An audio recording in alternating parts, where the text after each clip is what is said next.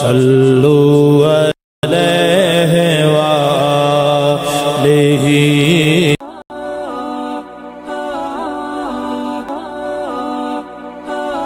حدثنا عبدان قال أخبرنا عبد الله قال أخبرنا يونس عن الزهري حدثنا بشر بن محمد قال أخبرنا عبد الله قال أخبرنا يونس ومعمر عن الزهري نحوه قال أخبرني عبيد الله بن عبد الله عن ابن عباس قال كان رسول الله صلى الله عليه وسلم أجود للناس، وكان أجود ما يكون في رمضان حين يلقاه جبريل، وكان يلقاه في كل ليلة من رمضان فيدارسه القرآن، فلرسول الله صلى الله عليه وسلم أجود بالخير من الريح المرسلة.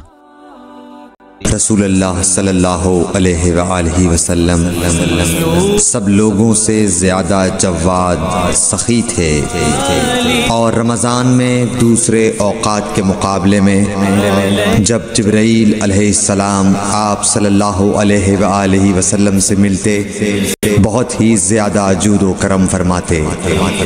جبرائیل علیہ السلام رمضان کی ہر رات میں آپ صلی اللہ علیہ وآلہ وسلم سے ملاقات کرتے اور آپ کے ساتھ قرآن کا دورہ کرتے۔ غرض حضرت صلی اللہ علیہ وآلہ وسلم لوگوں کو بھلائی پہنچانے میں بارش لانے والی ہوا سے بھی زیادہ جود و کرم فرمایا کرتے تھے۔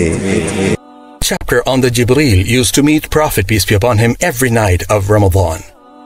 Narrated Ibn Abbas, may Allah be pleased with them, Allah's Messenger peace be upon him was the most generous of all the people, and he used to reach the peak in generosity in the month of Ramadan when Gabriel met him. Jibreel used to meet him every night of Ramadan to teach him the Quran. Allah's Messenger peace be upon him was the most generous person, even more generous than the fair winds sent by Allah with glad tidings, rain in readiness and haste to do charitable deeds.